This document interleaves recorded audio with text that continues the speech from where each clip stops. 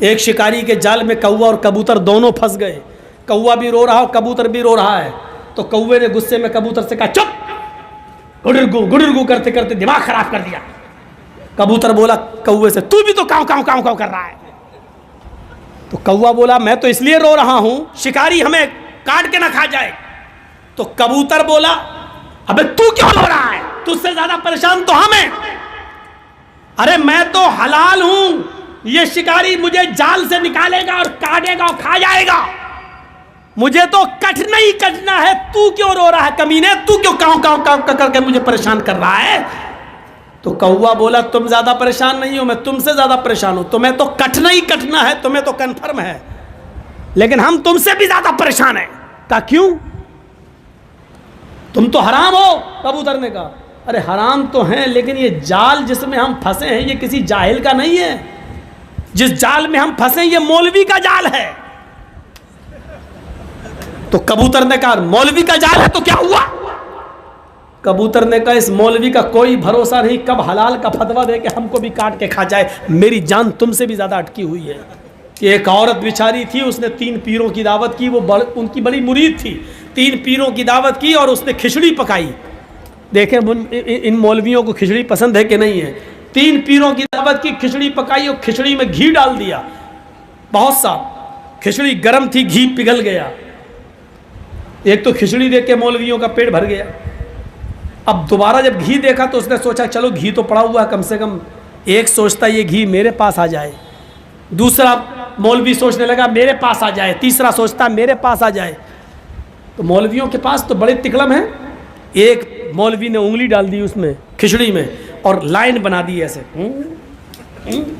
اور کہا معلوم ہے جنت میں دودھ کی نہر کیسے بہہ رہی ہوگی, تجری من تحتہا الانہار, جنت میں دودھ کی نہر ایسے بہہ رہی ہوگی.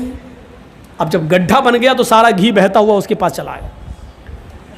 دوسرے نے کہا جنت میں دودھ کی نہر ادھر بہہ رہی ہوگی, شہد کی اور شراب کی نہریں ادھر بہہ رہی ہوں گی. اس نے 2 انگلی ڈالی, او کائنانی تجریان من تحت الانہار, دودھ کی اور شراب اور شہد کی نہر ادھر بہہ رہی ہوگی. اب تیسرے نے سوچا یہ بھی لے گیا, یہ بھی لے گیا, بچا ہی کیا, اب مجھے بھی ملنا چاہیے. تو اس نے ایسا فارمولہ استعمال کیا, اس نے کہا ارے بھائی اتنی جلدی جنت جہنم پہ آ گئے ہو, ابھی تو قیامت بھی نہیں آئی. ارے قیامت آئے گی, زمین میں بھوکمپ ہوگا, زلزلہ ہوگا, اس کے بعد جنت و جہنم کا معاملہ آئے گا. اور جب قیامت آئے گی تو زمین ہلے گی. جانتے ہو زمین کیسے ہلے گی؟ اس نے پوری پلیٹ اٹھائی, اذا زلزلت الارض زلزالہا, گھی چاروں طرف پھیل گیا. اب کھاؤ.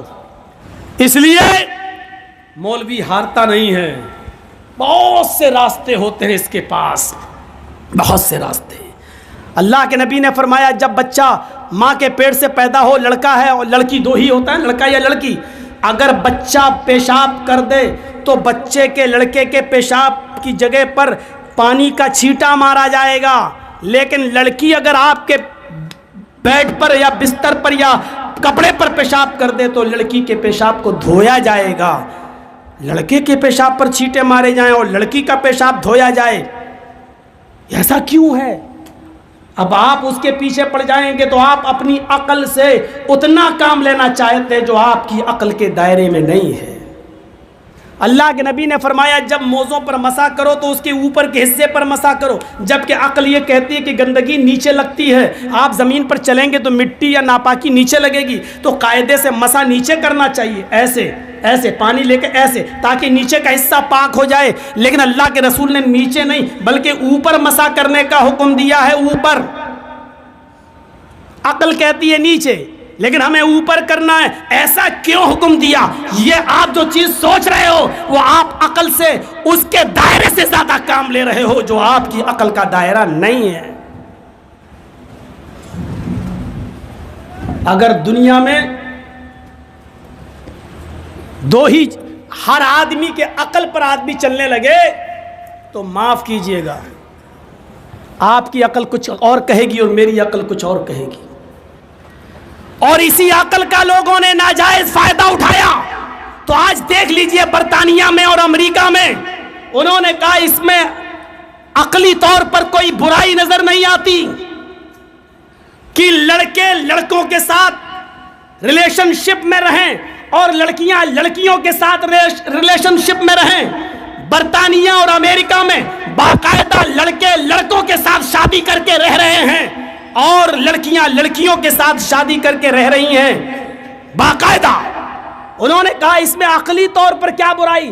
اگر کوئی لڑکا کسی لڑکے کے ساتھ رہنا چاہتا ہے تو عقلی طور پر کوئی برائی نہیں. اگر کوئی لڑکی کسی لڑکی کے ساتھ رہنا چاہے تو عقلی طور پر اس میں کوئی برائی نظر نہیں آتی ہے. یہ عقل کا ناجائز فائدہ اٹھایا گیا ہے، یا یوں کہہ لیا جائے کہ اپنی عقل کو اس کے دائرے سے بڑھا کر اس کے اوپر بوجھ ڈال دیا گیا ہے جو عقل کا کام نہیں تھا، لیکن انہوں نے اپنی عقل کا ناجائز استعمال کیا. تو یہ ایسی چیزیں، ورنہ آپ کے سپریم کورٹ کے اندر بھی یہ چیز پاس ہو چکی ہے بھارت کے اندر سے کہ اگر آپ کی بیوی بھی آپ کی مرضی کے مطابق اگر آپ کے بستر پر نہیں سوتی ہے تو آپ اس کو زبردستی اس کے ساتھ ہم بستری نہیں کر سکتے ہیں. اگر آپ نے زبردستی اپنی بیوی کے ساتھ ہم بستری کی تو یہ بھی ریپ مانا جائے گا. یہ آپ کے بھارت کے قانون کا ایک حصہ ہے، سپریم کورٹ کا ایک حصہ ہے. آپ کے بھارت کے سپریم کورٹ کا ایک قانون یہ بھی ہے کہ اگر آپ کی بیوی ہے، آپ نے کانٹیکٹ کیا ہے، آپ اس کے شریر کے مکمل مالک نہیں ہیں، اگر وہ اپنی مرضی سے آپ کی بیوی ہوتے ہوئے بھی اگر کئی لوگوں کے ساتھ ریلیشن رکھنا چاہے تو آپ اس کے اوپر کیس نہیں کر سکتے ہیں، کیونکہ اس کا جسم ہے، اس کی مرضی ہے. وہ آپ کی بیوی ہے ضرور، آپ اس سے فائدہ اٹھائیں گے، لیکن اگر وہ کسی دوسرے کے ساتھ بھی اگر اپنے سمبند بنانا چاہے تو کوئی جرم نہیں ہے، کیونکہ وہ آزاد ہے. میرے بھائیوں، یہ اسی عقل کا نتیجہ ہے کہ لوگوں نے اس عقل سے اتنا کام لے لیا ہے جو اس عقل کا دائرہ نہیں ہے. آنکھ سے ہم یہاں بیٹھے بیٹھے ہم دیوار کی چیزیں دیکھنا چاہتے ہیں، یہاں بیٹھے بیٹھے ہم کلکتہ کے کیا ہو رہا وہ دیکھنا چاہتے ہیں. یہ آنکھ کے دائرے سے باہر ہے. ہم یہاں بیٹھے بیٹھے پاکڑ ریلوے اسٹیشن پر کلیوں کی آواز سننا چاہتے ہیں جو ہمارے کان کے دائرے سے باہر ہے. اسی طریقے سے یہ عقل کا ناجائز فائدہ ہے. اور عقل کو اگر آزاد چھوڑ دیا جائے تو معاف کیجئے گا، میں بہت ہی واضح لفظوں میں کہہ دینا چاہتا ہوں، غور سے سنیے گا. اگر عقل کو آزاد چھوڑ دیا جائے تو میں پوچھنا چاہتا ہوں کہ پھر ایک بہن کے ساتھ نکاح کرنے میں اور بیٹی کے ساتھ شادی کرنے میں کیا برائی ہے؟ مجھے بتائیے، عقلی طور پر بتائیے کیا برائی ہے. بلکہ میں تو یہ کہتا ہوں کہ آپ کی بہن بڑی خوبصورت ہے، آپ اپنی بہن کے جذبات کو سمجھتے بھی ہیں، آپ نے ناز و نخلوں میں پالا بھی ہے، آپ دولت مند بھی ہیں. عقل مندی تو یہ کہتی ہے کہ آپ اپنی بہن کے اور اپنی بیٹی کے زیادہ مستحق ہیں کہ آپ اس کے ساتھ نکاح کریں. یہ کون سی عقل مندی ہے کہ اپنے گھر کی دولت کو آپ کسی دوسرے کے حوالے کر دیں اور دوسرے کی سڑی ہوئی دولت کو آپ اپنے گھر میں لے آئیں اور اپنے گھر کی مہارانی بنا لیں؟ یہ کون سی عقل مندی ہے؟ لیکن میرے بھائیوں، اس کو کوئی بھی دنیا کے اندر اس کو صحیح نہیں مانتا ہے. نہ بھارت کا قانون اس کو صحیح مانتا، نہ امریکہ. میں پوچھنا چاہتا ہوں کیوں کہتا کہ نہیں شرم و حیا بھی. یہ آپ کتنی بھی چیزیں کہہ لیں، سماج سوسائٹی کی دہائی دے دیں، معاف کیجئے گا، آپ یہ صرف سماج اور سوسائٹی کی دہائی دے سکتے ہیں، لیکن مجھے یہ بتائیے عقلی طور پر اس میں کیا برائی ہے؟ جو کام ہماری بہن کے ساتھ ہمارا بہنوئی کرتا ہے وہ کام کیا ایک بھائی نہیں کر سکتا ہے؟ بچے پیدا وہاں ہوں گے، کیا بچے پیدا اس گھر میں نہیں ہو سکتے ہیں؟ بلکہ ہمیں اپنی بہن اور اپنی بیٹی کے مزاج سے ہم زیادہ واقف ہیں. ہم جتنا اچھی طریقے سے اس کے ساتھ رہ لیں گے دوسرا نہیں رہ پائے گا. عقل تو یہ کہتی ہے، لیکن میرے بھائیوں یہ عقل کا دائرہ ہے جو محدود ہے. جب عقل ہماری کام کرنا بند کر دیتی ہے تو وہاں پر ایک تیسرا علم کام کرتا ہے جس کو کہتے ہیں وحی الہی. وحی الہی کی ضرورت وہیں پڑتی ہے جہاں ہماری عقل کا دائرہ ختم ہو جاتا ہے.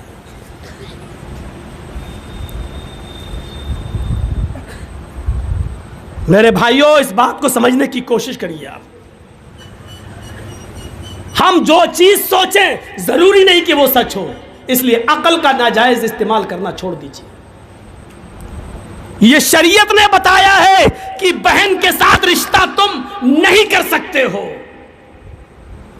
یہ شریعت نے بتایا ہے، وحی الہی نے بتایا ہے کہ بیٹی کے ساتھ نکاح کرنا حرام ہے، یہ شریعت نے بتایا ہے کہ ماں کے ساتھ نکاح کرنا حرام ہے، یہ وحی الہی طے کرتی ہے کہ تم خالہ کے ساتھ نکاح نہیں کر سکتے ہو، یہ وحی الہی طے کرتی ہے کہ تم پھوپھی کے ساتھ نکاح نہیں کر سکتے ہو۔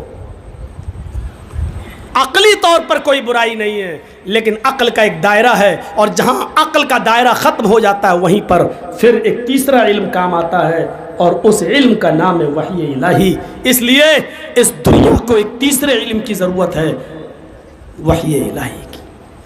دنیا کا نظام اگر اپنی اپنی عقلوں سے چلاؤ گے تو ہر انسان کی عقل ایک دوسرے سے الگ ہے، ایک دوسرے سے الگ ہے، ایک یہ کہے گا دوسرا وہ کہے گا۔ اس لیے جہاں ہماری عقل کام کرنا بند کر دے تب حکومت کا نظام ایک تیسرے علم سے چلایا جائے گا، اور وہ تیسرا علم ہے وحی الہی، پھر وہ شرعی نظام ہے۔ جب شرعی نظام نافذ ہوگا میرے بھائیوں وہاں پھر کسی کی عقل ختم ہو جائے گی، اس لیے کہ تمہاری عقل یہ کہتی ہے، اس کی عقل یہ کہتی ہے۔ ایک عقل کہتی ہے زنا کار نے زنا کیا ہے اس کو 2-4 مہینہ جیل میں رکھ کے سزا دے دو، ایک عقل یہ کہتی ہے کہ نہیں اس کو پتھروں سے مار مار کے ہلاک کر دو، اس کو اس سماج میں جینے کا حق نہیں ہے۔ کل تک اس سزا کو لوگ روڑی وادی سزا کہتے تھے، اور جب ہندوستان میں بھارت میں جب بلاತ್ಕಾರ اور ریپ کے کیس بڑھے تب راج ٹھاکرے کو بھی کہنا پڑا کہ اسلام کی سزا ان کی اوپر لاگو کرو، پتھروں سے مار مار کے ان کو ہلاک کر دو اور ختم کر دو۔ میرے بھائیوں بتاؤ، ہماری عقل یہ کہتی ہے کہ چور کے ہاتھ کاٹ دینے کے بعد وہ بیچارہ مجبور ہو جاتا ہے، پھر کمانے کے لائق نہیں ہے، اس لیے چور کے ہاتھ نہیں کاٹنا چاہیے۔ اگر ہاتھ کاٹ دیں گے تو زندگی بھر پھر وہ محنت نہیں کر سکے گا، مزدوری نہیں کر سکے گا۔ ایک عقل یہ کہتی ہے کہ چور کا ہاتھ نہیں کاٹنا چاہیے، ایک عقل یہ کہتی ہے کہ اگر چور کا ہاتھ کاٹ دیا جائے گا تو پھر تمام لوگوں کے سامان کو اور مال کو چوری سے محفوظ کر لیا جائے گا، پھر کسی کی ہمت نہیں پڑے گی کہ وہ کسی کے مال کی چوری کرے، کیونکہ اس کی سزا دیکھنے کے بعد پھر چوروں کے حوصلے پست ہو جائیں گے۔ ایک عقل یہ کہتی ہے، اب بتائیے کون سی عقل کو کام میں لایا جائے؟ اس لیے جب انسانوں کی عقلیں ٹکرانے لگیں تو وہاں ایک تیسرا علم کام آتا ہے، اور اس علم کا نام ہے وحی الہی۔ پھر کتاب و سنت اور شرعی نظام کے تحت نظام کو چلایا جائے، ملکی نظام کو۔ جیسے اس دہریے نے سوچا اپنی عقل سے کہ اتنا سا پھل تو اوپر اتنا بڑا نیچے، جب ناک پہ گرا تب ہوش ٹھکانے آ گئے۔ آپ جو چاہیں، مجھے معلوم ہے سن 1957 کا تقریباً واقعہ ہے، 57 کا واقعہ، 1957 کا۔ چھوٹی لائن چلتی تھی، چھوٹی لائن گورکھپور سے گونڈا کے لیے چھوٹی لائن ایک چلتی تھی، اور وہ کوئلے والا انجن اس میں لگا ہوتا تھا پہلے۔ تو جب اس میں گاڑیاں، ایک ٹرین، اس کا ڈرائیور ہے محمد قاسم نام کا، سنیے، محمد قاسم نام کا ڈرائیور گاڑی ٹرین چلا رہا ہے، اور جب ٹرین گورکھپور سے بڑھنی اور بڑھنی کو کراس کرتے ہوئے جب وہ کوا پور اسٹیشن کے پاس سے گزری، تلسی پور کے پاس سے ایک پل تھا، اس پل کے پاس کو کراس کرنے کے بعد آگے بڑھتی ہے تو ٹرین ڈرائیور نے، محمد قاسم نے دیکھا کہ ایک 17-18 سال کی ایک لڑکی دوڑتی ہوئی چلی آ رہی ہے، اور وہ ٹرین کی پٹری کے نیچے آ کر لیٹ گئی ہے، خودکشی کرنا چاہتی ہے۔ ٹرین کے ڈرائیور نے ہیوی بریک لگائے، کوشش کی کہ ٹرین کو روکیں، لیکن چونکہ وہ زیادہ دور نہیں تھی لڑکی، اس لیے ڈر تھا کہ ہم بریک ایک دم تو بریک لگیں گے نہیں، بریک دھیرے ہی دھیرے لگتے ہیں ٹرین کے، لیکن اس نے کوشش کر کے ٹرین کے بریک کو لگانے کی کوشش کی، ہیوی بریک لگائے، اور بریک لگانے میں وہ کامیاب ہوا۔ جب اس نے مڑ پیچھے دیکھا تو کیا دیکھتا ہے کہ لڑکی میں اور ٹرین کے پہیے میں صرف ایک بالشت کا، ایک بتے کا فرق ہے۔ لڑکی ٹرین کے پہیے کے نیچے ہے لیکن ایک بالشت رہ گئی ہے، اگر ایک بالشت اور گاڑی آگے بڑھ جاتی تو لڑکی کے اوپر چڑھ جاتی۔ ٹھنڈی سانس لی کہ لڑکی بچ گئی۔ ٹرین کا ڈرائیور نیچے اترتا ہے، اتنے میں کھیت میں کام کرنے والے لوگ اس لڑکی کو بچانے کے لیے جب دوڑتے ہیں تو ٹرین کے ڈرائیور کے ساتھ ساتھ لوگ وہاں جمع ہیں۔ جب اس لڑکی کو اٹھایا جاتا ہے، اس کی سانس सूंघी जाती है, दिल की धड़कन देखी जाती है, तो पता चलता है कि लड़की हार्ट अटैक से मर चुकी है। ट्रेन उसके ऊपर नहीं चढ़ी, लेकिन ट्रेन की पहिए का खदशा उस लड़की को ले डूबा, ये सोचते हुए कि हम मरेंगे तो कैसे मरेंगे, ट्रेन चंद कदमों पर है, इससे पहले कि पहिया उसके ऊपर चढ़ता उसको अटैक पड़ा और वो मर गई। पहिया चलने से पहले, चढ़ने से पहले वो लड़की मर गई। उस वक्त मोहम्मद कासिम ने ये बयान दिया कि आज कुरान की इस आयत के ऊपर मेरा यकीन बहुत मजबूत हो गया। मा तशाऊन इल्ला अन यशा अल्लाह, जो तुम चाहो ज़रूरी नहीं कि वो पूरा हो, पूरा वही होता है जो अल्लाह चाहता है। मैंने पूरी कोशिश की इस लड़की को बचाने की, मैंने पूरी कोशिश की इस 18 साल की लड़की को बचाकर उसके माँ बाप के हवाले कर दिया जाए, पूरी कोशिश की, और ज़िंदगी में मैंने अपनी लाइफ में इतने हैवी ब्रेक कभी नहीं लगाए, लेकिन इसके बावजूद मैं इस लड़की को नहीं बचा सका।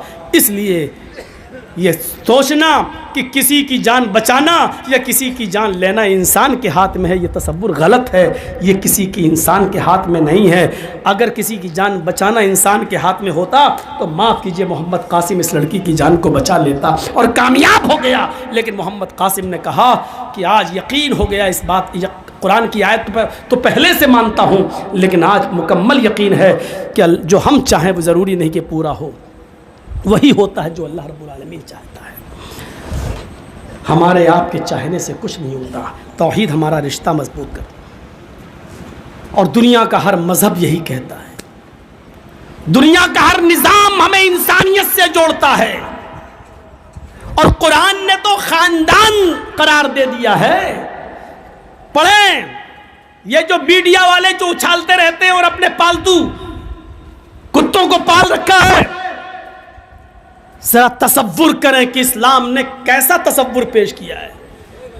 या अय्युहन्नास इन्ना खलकनाकुम मिन ज़करिन व उन्सा वजअलनाकुम शुऊबन व क़बाइला लितआरफू इन्ना अक्रमकुम इंदल्लाहि अत्क़ाकुम।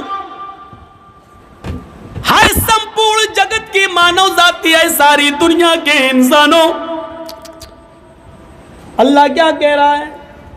हाय सारी दुनिया के इंसानों, आए सारी दुनिया के लोगों, इन्ना खलकनाकुम मिन ज़करिन व उन्सा, हमने तुमको एक मर्द से और एक औरत से पैदा किया है। हमने तुमको एक स्त्री से एक पुरुष से जन्मा है।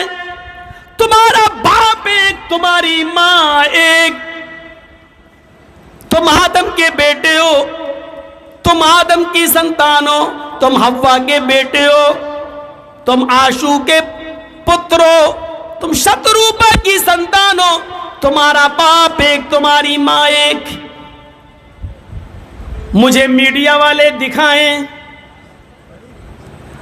आज जो कुत्तों की तरह डिबेट में भौंक रहे हैं, वो मुझे बताएं, इतनी बड़ी इंसानियत किस धर्म के अंदर मौजूद है जो सारी दुनिया के इंसानों को एक बाप और एक माँ का संतान कह रहा हो, एक ही बाप और एक ही माँ की औलाद कह रहा हो, तुम्हारा बाप एक, तुम्हारी माँ एक। इस्लाम हमें कहता है तुम किसी पर जुल्म न करो, किसी को मत सताओ, तुम्हारा बाप एक है, तुम्हारी माँ एक है, तुम आदम के बेटे हो, तुम हव्वा की औलाद हो। वजअलनाकुम शुऊबन व क़बाइला लितआरफू, हमने तुमको शोबों में, कबीलों में इसलिए बांटा है, हमने तुम्हें शोबों में, कबीलों में इसलिए रखा है, हमने तुम्हारी जातें बिरादरियां इसलिए बनाई हैं ताकि तुम एक दूसरे को पहचान सको।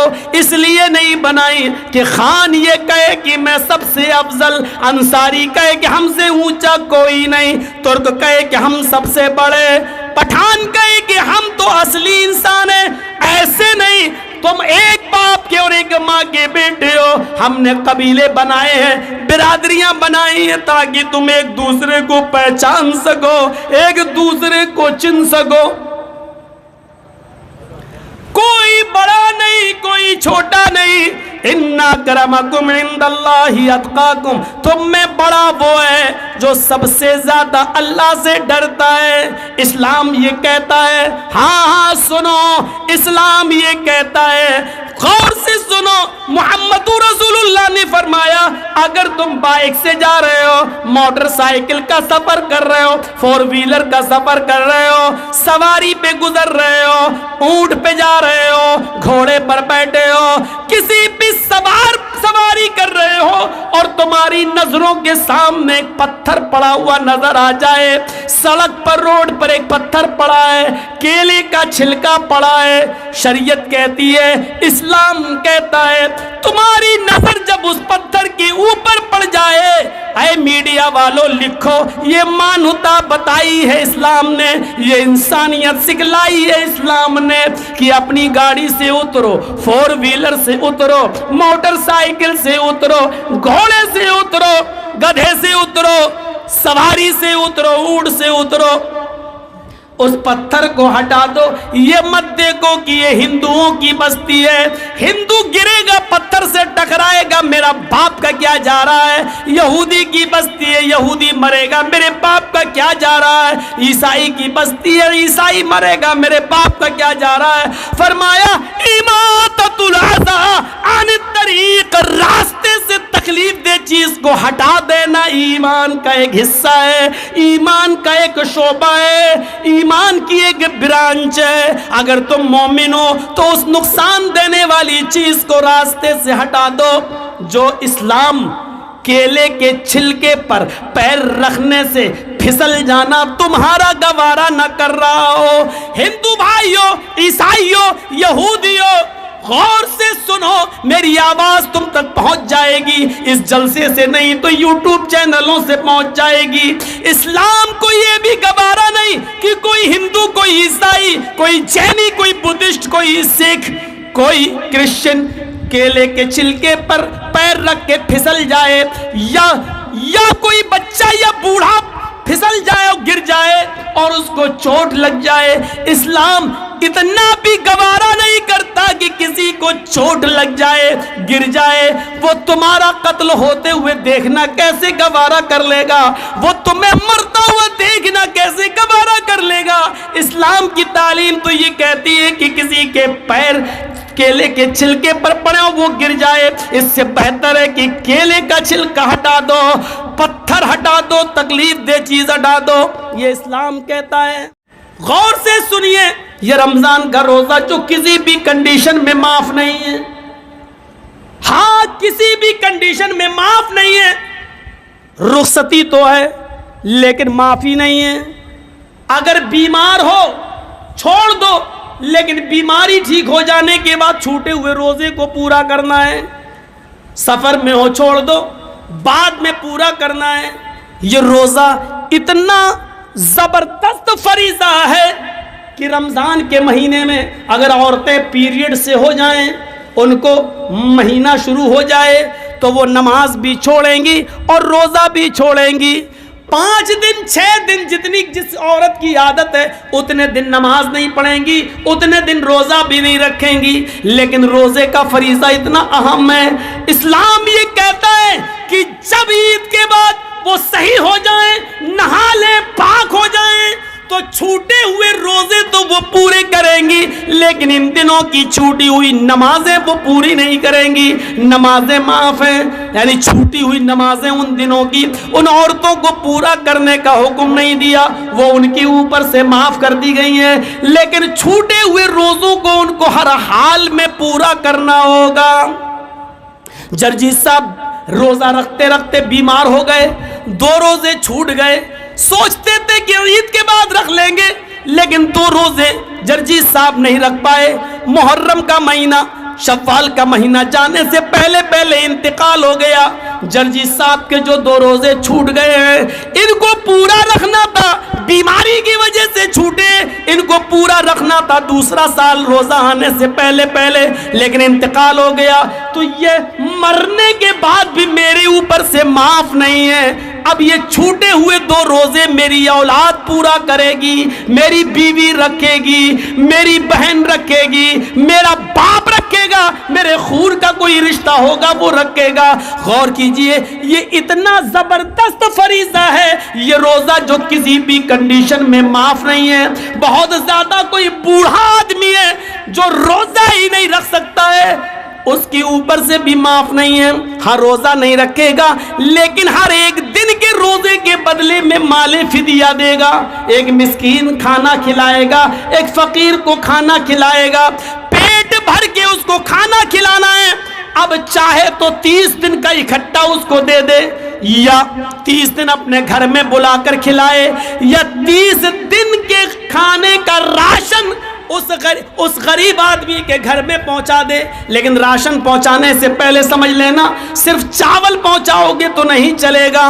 राशन जब पहुंचाओगे तो 30 दिन का पूरा राशन पहुंचाना पड़ेगा। यहाँ उसमें दाल भी शामिल है, चावल भी शामिल है, सब्जी भी शामिल है, यहाँ तक कि तेल और मिर्च मसाला, यहाँ तक कि नमक, यहाँ तक कि चूल्हे में जलने वाली लकड़ियां भी उसमें शामिल है। ये पूरा का पूरा खर्चा आपको 30 दिन के रोजों का उसको देना पड़ेगा। ये रोजा इतना बड़ा फरीजा है जो किसी भी कंडीशन में माफ नहीं है मेरे भाइयों। लेकिन इस्लाम ये कहता है, जर्जी साहब बीमार हैं, जर्जी साहब रोजे से हैं, जर्जी साहब के बगल में पड़ोस में राधे कृष्णा नाम का आदमी रहता है, उसका बेटा बीमार है, उसको ऑपरेशन की जरूरत है, डॉक्टर ने कह दिया अर्जेंट, एक बोतल खून की जरूरत है, एक बोतल ब्लड की जरूरत है। उसके ग्रुप का ब्लड चाहिए, उसके ग्रुप का ब्लड नहीं मिल रहा है। जर्जी साहब का ब्लड ग्रुप वही है जो उस हिंदू लड़के का है। इस्लाम ये कहता है उसकी फौरन जान बचाने के लिए जर्जी साहब आप फौरन हॉस्पिटल जाइए, एक बोतल ब्लड दीजिए और जल्दी से उसको चढ़वाइए और उसकी जान बचाइए। जर्जी साहब कहने लगे एक बोतल खून देंगे तो रोजा टूट जाएगा। इस्लाम ये कहता है कि यहाँ पर किसी की जान बचाने के लिए अपने रोजे को तोड़ दो। एक गैर मुस्लिम बच्चा है, इंसानियत का तकाजा है, रोजा बाद में पूरा किया जा सकता है, लेकिन वक्त पर अगर ब्लड न मिला तो उसकी जान चली जाएगी, उसको फौरन ब्लड दो। जर्जी साहब को अपना रोजा तोड़ना पड़ेगा और रोजा तोड़कर ब्लड देकर उसकी जान बचाना पड़ेगी। मीडिया वालों लिखो और बयान दो, इस्लाम ये शिक्षा देता है, इस्लाम ये तालीम देता है। तुम्हारी तरह नहीं कि राम का नाम बदनाम करो, पेड़ से बांध दो, जय श्री राम के नारे लगाओ, मस्जिदों से भी गुजरो तो राम का नाम लगाते हुए गुजरो, ये नारा लगाते हुए सुनो। अगर तुम्हारे अकीदे के मुताबिक रामचंद्र जी जीवित हैं, जिंदा हैं, तो यकीन मानो कि उनकी आत्मा अंदर से कितनी दुखी हो रही होगी, उनकी आत्मा अंदर से कितनी रो रही होगी कि मैंने तो अपने शागिर्दों को, अपने चेलों को ऐसा राम धर्म बनाने के लिए नहीं कहा था, ऐसा तो नहीं कहा था, लेकिन आज ये कितने गिर चुके हैं कि अपने स्वार्थ के लिए हमको मस्जिदों के बाहर भी नीलाम कर रहे हैं। जरा तसव्वुर कीजिए, ये इस्लाम है जो हमें जोड़ता है, ये इस्लाम है जो हमें मानवता और इंसानियत से जोड़ता है।